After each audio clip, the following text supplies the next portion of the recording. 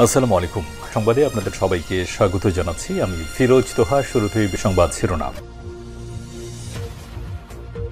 দখলদার ইসরায়েলি বাহিনী এবং নিরীহ ফিলিস্তিনিদের মধ্যে ভয়াবহ যুদ্ধ চলছে, আর এই মুহূর্তে আমাদের হাতে এসছে যুদ্ধের ভয়ঙ্কর কিছু গুরুত্বপূর্ণ আপডেট সংবাদ। প্রথমেই জানাবো, কাশ্মীরে ভারতের গোয়েন্দা ড্রোন ভূপাতিত করল পাকিস্তান সেনাবাহিনী। কাশ্মীরে লাইন অফ কন্ট্রোল LOC বরাবর ভীমবার জেলার মানোয়ার সেক্টরে আকাশসীমা লঙ্ঘনকারী একটি ভারতীয় সেনাবাহিনীর স্কোয়াডপ্টার ড্রোন ভূপাতিত করেছে পাকিস্তানের সেনাবাহিনী। আজ এই তথ্য নিশ্চিত করেছে পাকিস্তানি নিরাপত্তা কর্মকর্তারা। এক প্রতিবেদনে দ্য ট্রিবিউন.com পিকে বিষয়টি নিশ্চিত করেছে। সেখানে বলা হয়েছে, ভারতের সেনাবাহিনীরা ড্রোন উড়িয়ে পাকিস্তানের সেনাদের গতিবিধি পর্যবেক্ষণ করার চেষ্টা করছিল।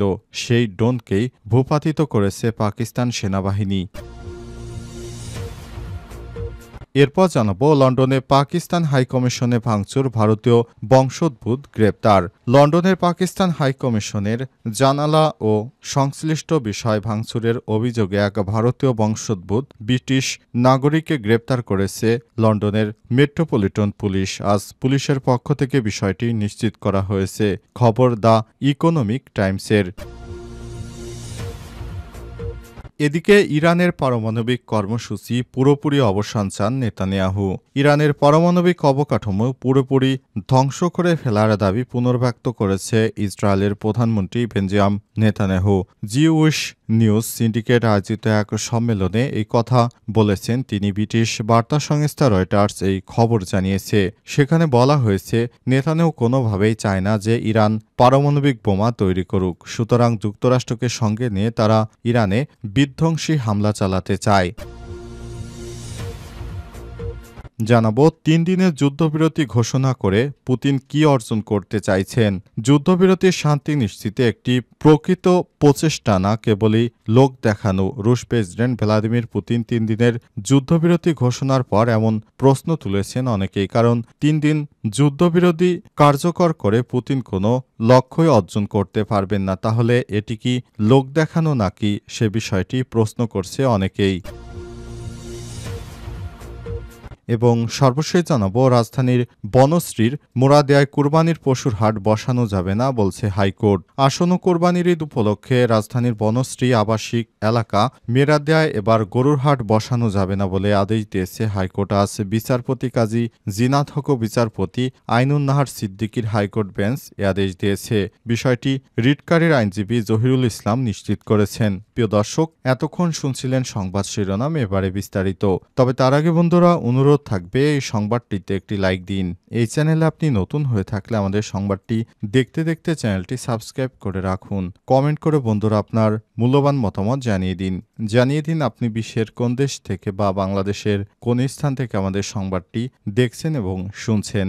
আর বন্ধুরা, সংবাদটি আপনার সোশ্যাল মিডিয়া ফেসবুকে বন্ধুদের মাঝেও শেয়ার করে দিন। আর গাজা যুদ্ধে আপনি যদি নিরীহ ফিলিস্তিনিদের ভালোবেসে থাকেন, কমেন্টে ইয়েস লিখে বিশ্ববাসীকে জানিয়ে দিন। এবারে বিস্তারিত।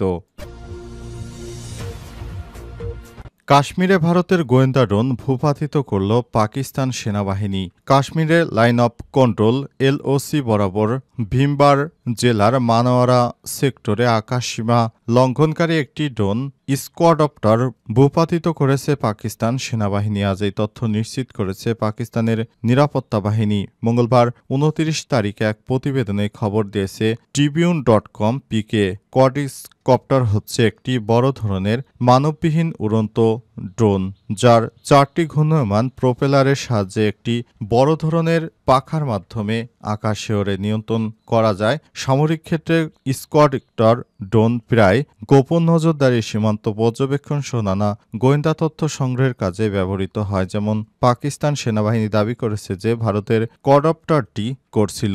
প্রতিবেদন অনুযায়ী পাকিস্তান নিরাপত্তা কর্মকর্তারা জানিয়েছেন, স্কোয়াডপ্টারটি নজরদারি কার্যক্রম চালানোর চেষ্টা করেছিল, কিন্তু পাকিস্তান সেনাবাহিনী সেটিকে ধরতে সক্ষম হয়েছে। সেখানে এসে পাকিস্তান সেনাবাহিনীদের বিভিন্ন গতিবিধি ভারতের এই ড্রোন পর্যবেক্ষণ করছিল। বিষয়টি পাকিস্তান টের পাওয়ার সঙ্গে সঙ্গেই ড্রোনটিকে ভূপাতিত করে ফেলে এবং ড্রোনটি আটক করে নিয়ে যায়। ভারতের সেনা সদস্যরা এই ড্রোন উড়িয়ে পাকিস্তানকে ভয় দেখানোর চেষ্টা করেছিল, কিন্তু তাদের প্রথমেই মিশনই ব্যর্থ হয়েছে। তারা যদি পাকিস্তানে কোনো রূপ হামলা চালানোর চেষ্টা করে তাহলে পাকিস্তান 130টি পারমাণবিক মিসাইল মোতায়েন করে রেখেছে ভারতের দিকে। প্রথমেই এই পারমাণবিক মিসাইল দিয়ে আঘাত হানবে ভারতে, যে কারণে বরাবর বেশ কয়েকদিন ধরে ভারত বলে আসছে তারা যুদ্ধও করবে, কিন্তু এখনও গত 22 তারিখের ঘটনা, আজ 29 তারিখে এক সপ্তাহ কেটে যাওয়ার পরও তারা কোনো ধরনের হামলা করতে সাহস পায়নি। বিশেষ করে পাকিস্তানি সেনারা হচ্ছে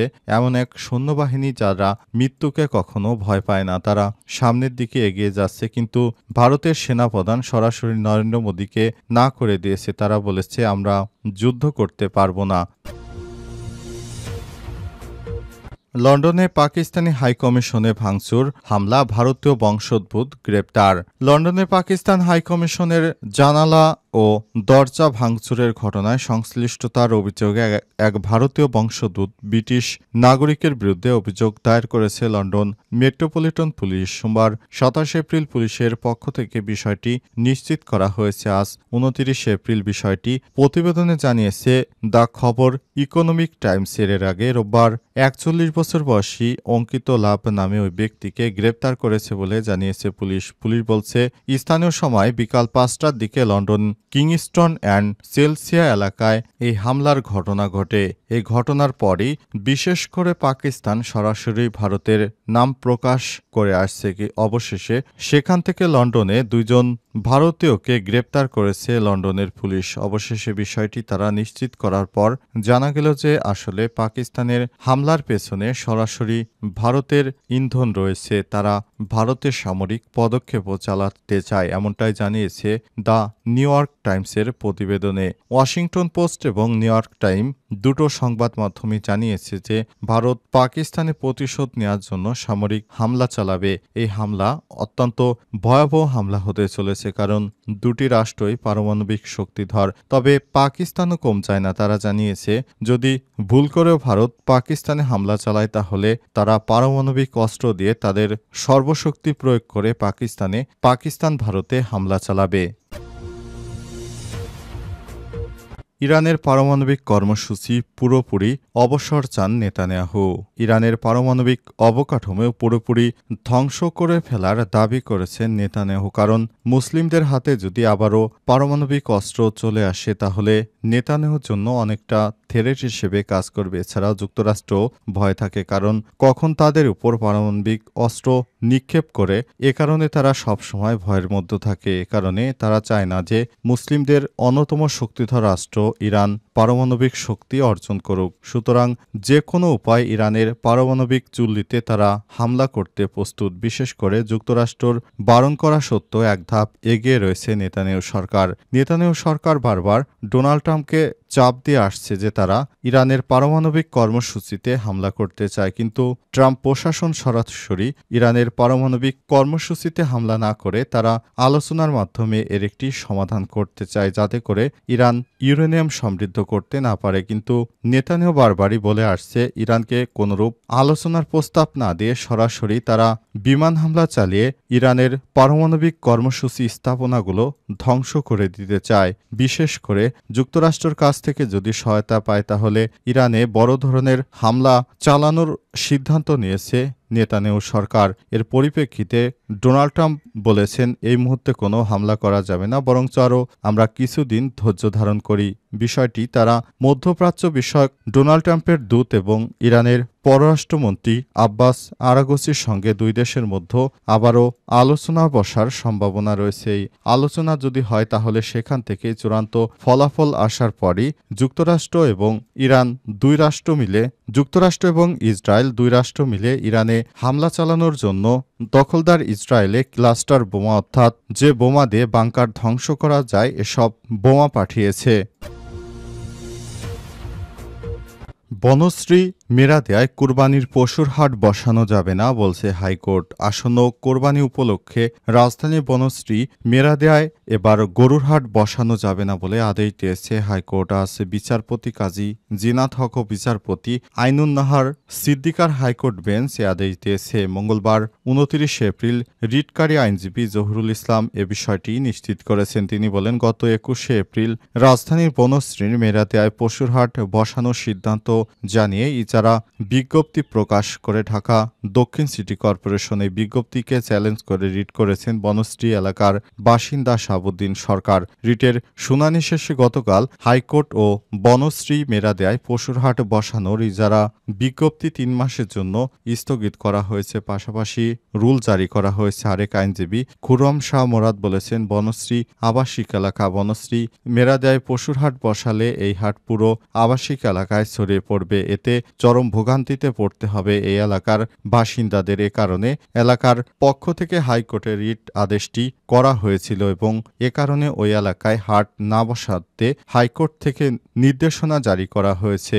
বলা হয়েছে ওই এলাকায় যেহেতু আবাসিক এলাকা, সুতরাং ওই এলাকা বাদে আর ৮.৯ কিলোমিটারের ভিতরে স্থায়ী পশুর হাট রয়েছে। সুতরাং ওই জায়গায় হাট বসানো যাবে না। পরবর্তী শুনানি পর্যন্ত এই রায় বহাল থাকবে।